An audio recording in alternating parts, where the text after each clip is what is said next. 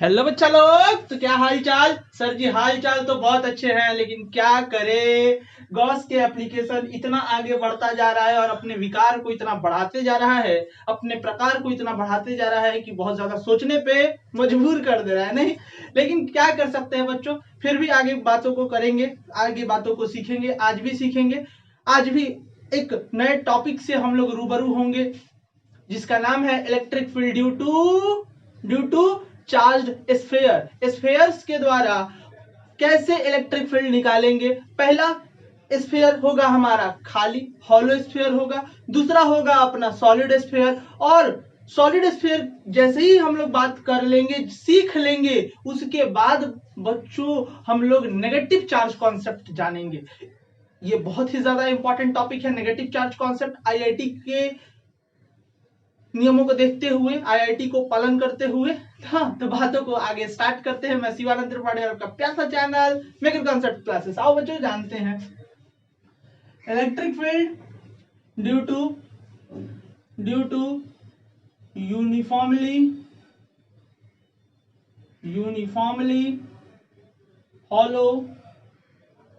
Hollow sphere. या फिर बच्चों हॉलो स्फेयर ना दे कि क्या दे देगा, सेल दे देगा। क्या दे देगा, सेल। अब ये सेल SHELL ना, सेल। अब बच्चों क्या है कि सेल का हॉलो स्फीयर है, तो हॉलो स्फीयर कैसा होगा बच्चों, तो खोखला होगा और खाली होगा। और इसके द्वारा हमको क्या निकालना है, इलेक्ट्रिक फील्ड निकालना है।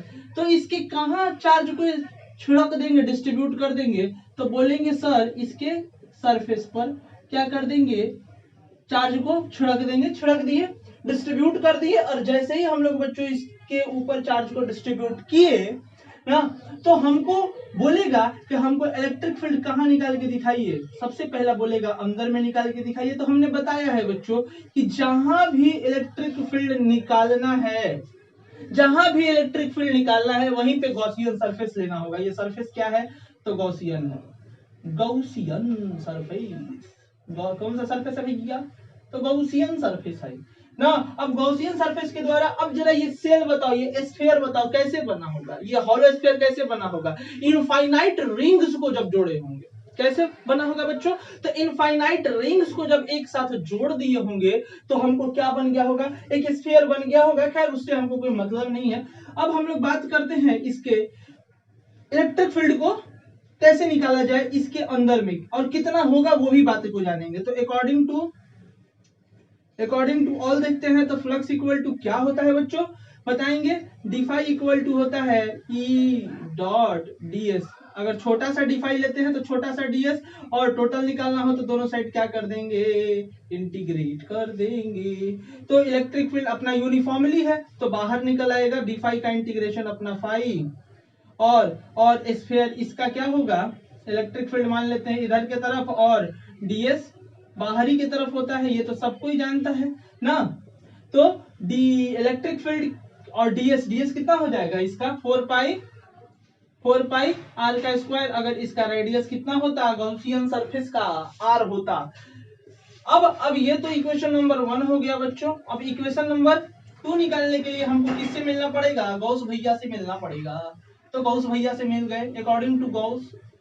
अब गॉस भैया से मिले तो गॉस ने बोला क्या बोला भैया, क्या बोला था, फ्लक्स इक्वल टू क्या होता है, क्यू इन अपॉन में एप्सिलॉन नॉट। अच्छा एक बात बताओ, ये गॉसियन सरफेस के अंदर कौन चार्ज प्रेजेंट है, एक भी नहीं चार्ज प्रेजेंट है ना, तो कितना है, 0 है। ये हो गया इक्वेशन नंबर 2। तो बोलेंगे फ्रॉम फर्स्ट एंड सेकेंड पहला इक्वेशन और दूसरा इक्वेशन को देख लो। हमारा फाई सेम, मतलब फ्लक्स LHS सेम हो गया, तो RHS बहुआ सेम हो जाएगा। तो 4 पाई r² बराबर 0, तो E इक्वल टू का हो जाएगा 0। तो अंदर में इलेक्ट्रिक फील्ड कितना आया, तो 0 आया।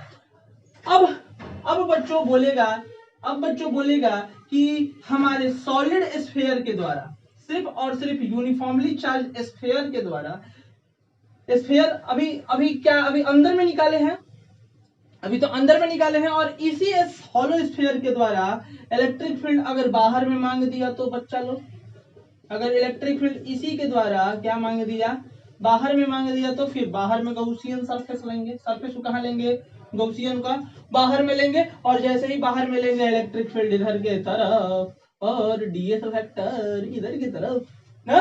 अब जैसे ही ये लिया मैंने तो फ्लक्स इक्वल टू का होगा डी फाई इक्वल टू का होगा अकॉर्डिंग टू आउल ऑल, तो फ्लक्स इक्वल टू का होगा ई डॉट डीएस होगा, ई डॉट डीएस होगा। अब छोटा सा फ्लक्स, छोटा सा एरिया वेक्टर टोटल निकालना हो तो दोनों साइड इंटीग्रेट कर देंगे सर, तो इंटीग्रेट कर दिए, और जैसे ही इंटीग्रेट किए ई बाहर आया और इसका क्या हो जाएगा 4 पाई आर स्क्वायर फ्लक्स। ये हो गया इक्वेशन नंबर फर्स्ट। अब बच्चों अकॉर्डिंग टू गौस के पास पहुंचते हैं। गौस क्या कहते हैं, गौस कहते हैं कि फ्लक्स इक्वल टू का होता है क्यू इन अपॉन में एप्सिलॉन नॉट। अब बच्चों इसके अंदर कितने चार्ज है, अब गॉस ने बोला जैसे ही चार्ज स्फीयर है तो इसका टोटल चार्ज को हम लोग कॉन्सेंट्रेट कर देंगे, कंसीडर कर लेंगे कहां पर, इसके सेंटर में। कहां सेंटर में, इसके सेंटर में टोटल चार्ज कंसीडर कर लेंगे, मान लेंगे, और टोटल चार्ज कितना मान लेंगे तो Q charge, capital Q charge. तो क्या हो जाएगा क्यू बटा में एप्सिलॉन नॉट। तो ये इक्वेशन नंबर बच्चों हो गया second from first and second. एक ही काम एक ही ढंग ना। E into 4 pi r square बराबर क्यू अपॉन में एप्सिलॉन नॉट, ये मल्टीप्लाई में उधर गया तो डिवाइड में, तो E इक्वल टू का हो जाएगा क्यू अपॉन में epsilon naught into 4 pi r का स्क्वायर। 4 पाई एप्सिलॉन नॉट क्या हो गया, के हो गया, तो क्यू अपॉन में आर का स्क्वायर। तो हमारा बाहर में इलेक्ट्रिक फील्ड आ गया। अब हम लोग बात करते हैं, अब हम लोग जानने का कोशिश करते हैं स्फीयर के द्वारा, और स्फीयर कैसा हो तो हमारा सॉलिड हो, स्फीयर कैसा हो तो सॉलिड हो ना। कैसा हो बाबू, uniformly charge solid sphere, uniformly charged solid sphere, sphere.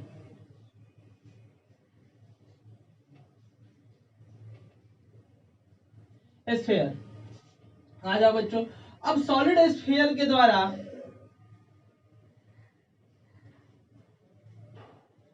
Solid sphere के द्वारा हमको क्या करना है बच्चों, सॉलिड स्फीयर के द्वारा हमको इलेक्ट्रिक फील्ड निकालना है। आ जाओ सीख लेते हैं, वो भी खत्म ही कर लेते हैं।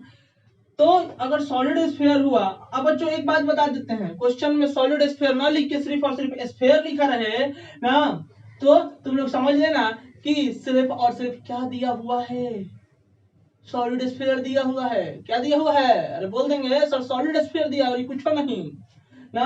अब जैसा ही हमने बोला चार्ज को सॉलिड बोला, तो चार्ज कहाँ जाएगा, इसके वॉल्यूम में, इसके वॉल्यूम में चल गया। अभी वॉल्यूम में गया तो इसी के द्वारा हमको इलेक्ट्रिक फील्ड कहीं भी निकालना है। मान लो कहीं बाहर में सबसे पहले निकाल के देख लेते हैं, सबसे पहले आउटसाइड निकाल के देख लेते हैं, फिर अंदर भी देख लेंगे। तो आउटसाइड निकालेंगे तो कैसे निकालेंगे, देखेंगे थोड़ा सा। आउटसाइड निकालेंगे तो इलेक्ट्रिक फील्ड इधर के तरफ और डीएस वेक्टर इधर के तरफ क्या होगा, अकॉर्डिंग टू ऑल एक ही काम कर रहे हैं। फ्लक्स डिफाई इक्वल टू का होता है ई डॉट डीएस ना। अब जैसे ही मैंने फ्लक्स लिखा, छोटा सा फ्लक्स, छोटा सा एरिया वेक्टर में टोटल निकालना है, तो क्या करेंगे, दोनों साइड सर जी इंटीग्रेट कर देंगे, इंटीग्रेट कर दिए, इलेक्ट्रिक फील्ड अपना बाहर आ गया और डीएस का इंटीग्रेशन हो गया, डी फाई का इंटीग्रेशन फाई हो गया, और इसका इंटीग्रेशन इसका क्या होगा, तो 4 pi r square, 4 pi r का स्क्वायर मैंने ले लिया। अब अकॉर्डिंग टू आउल कर दिया, तो अकॉर्डिंग टू गॉस भी चलते हैं, तो अकॉर्डिंग टू गॉस चलते हैं तो क्या होगा भैया, गॉस के अनुसार फ्लक्स इक्वल टू क्या होता है, क्यू इन अपॉन में एप्सिलॉन नॉट, एप्सिलॉन नॉट होता है, अरे होता है कि नहीं होता है। तो अब एरिया से निकालेंगे, इसके अंदर पूछेंगे कितना चार्ज है, तो बोलेंगे जैसा ही बोला कि ये चार्ज, अब ये गॉस ने बोला कि टोटल चार्ज को कहाँ कंसीडर करेंगे, सेंटर पे ना, और कितना मानेंगे, क्यू मानेंगे। हम नहीं बोल रहे हैं, ये गॉस बोला है। अब सर जी आप पलड़ा झाड़ रहे हैं, ये गलत बात है। अब हम क्या करें, गॉस के पास जाओ, मिलो, बात करो, हाँ, तो फ्रॉम फर्स्ट एंड सेकेंड क्या हो जाएगा भैया, तो E into 4πr², E into 4πr² बराबर Q अपॉन में एप्सिलॉन नॉट मल्टीप्लाई में उधर डिवाइड में, तो E आउट कितना हो गया, आउट हो गया वही Q अपॉन में 4πr² एप्सिलॉन नॉट, मतलब कि Q अपॉन में r² हमारा E आउट निकल गया बचवा लोग ना।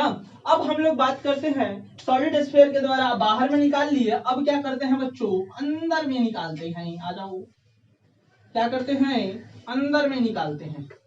अब अंदर में कैसे निकालेंगे वो भी जान लेते हैं। अंदर ही वाला तो कठिन है, क्या कठिन है, हाँ 1 सेकंड में जान लेंगे। तो ये अगर हमारा सॉलिड स्फीयर है ना, और सॉलिड स्फीयर क्या है, सॉलिड स्फीयर है तो हमारा चार्ज गया वॉल्यूम में, अरे वॉल्यूम में गया ना, वॉल्यूम में गया वो वॉल्यूम में ना, और ये हमारा हो गया स्फीयर, ये हो गया हमारा गॉसियन सरफेस, ये अंदर में गया हमारा गॉसियन सरफेस, और गॉसियन सरफेस ये गया तो इलेक्ट्रिक फील्ड इधर के तरफ और डीएस वेक्टर इधर के तरफ, यही हमारा, ये हमारा गॉसियन सरफेस है बच्चा, ये कौन है, तो गॉसियन सरफेस है, ये हमारा क्या है, तो बबुआ लोग बोलेंगे सर ये गॉसियन सरफेस है, गॉस के द्वारा दिया गया, तो इलेक्ट्रिक फील्ड लेने के तरफ, और जैसे ही निकाल लिए, अब एक बाद क्या करेंगे हो, इसके बाद क्या करेंगे, तो फ्लक्स डिफाई निकालेंगे अपना, डिफाई इक्वल टू क्या होता है, वही एक ही कंडीशन है अकॉर्डिंग टू आउल सभी के द्वारा जो पहले पढ़े हुए थे, डिफाई इक्वल टू, अब तो लगता है फॉर्मूला रटा दिया होगा तो क्या होगा, तो ई बाहर आ गया क्योंकि यूनिफॉर्मली चार्ज स्फीयर है, सॉलिड स्फीयर है, तो ई बाहर आया और डीएस हो गया, और डीएस का इंटीग्रेशन हो जाएगा तो एस ही होगा, लेकिन एस के जगह पर हम लोग कुछ और लिखेंगे, डिफाई का इंटीग्रेशन हो गया सर फाई, डिफाई का इंटीग्रेशन सर हो गया फाई, और डीएस का इंटीग्रेशन क्या हो जाएगा, डीएस का इंटीग्रेशन हो जाएगा सर 4πr का स्क्वायर, ये तो सर हो गया। अब चलते हैं सर थोड़ा मिल लेते हैं गौस भैया से, गौस भैया से मिलते हैं, गौस भैया क्या बोले अकॉर्डिंग टू गौस, अब गौस भैया ने बोला कि इसके अंदर कितना चार्ज है ना, तो फ्लक्स इक्वल टू क्या होता है क्यू इन अपॉन में एप्सिलॉन नॉट, अरे सर इसके अंदर कितना चार्ज है कैसे गिनेंगे, पॉसिबल नहीं है ना। अब इसीलिए हमने वॉल्यूम चार्ज डेंसिटी बचवा लोग पढ़ाए थे, वॉल्यूम चार्ज डेंसिटी को किससे डिनोट करते हैं, रो से डिनोट करते हैं, और रो इक्वल टू होता है चार्ज अपॉन में वॉल्यूम, तो वॉल्यूम इसका क्या होता है 4/3πr³, 4/3πr³ sir multi divide में धर गया तो मल्टीप्लाई में, तो फ्लक्स इक्वल टू क्या होगा रो 4/3πr³ बटा में क्या होगा एप्सिलॉन नॉट, इक्वेशन नंबर ये हो गया सर जी सेकंड, तो फ्रॉम लिखेंगे sir from first and second, तो 5 5 सर सेम, ये फर्स्ट है अपना छूट गया सॉरी, तो 5 5 सर सेम, तो वो भी गया, तो E into 4πr² equal to rho 4/3πr³ बटा में एप्सिलॉन नॉट r² से ये गई लऊ ना।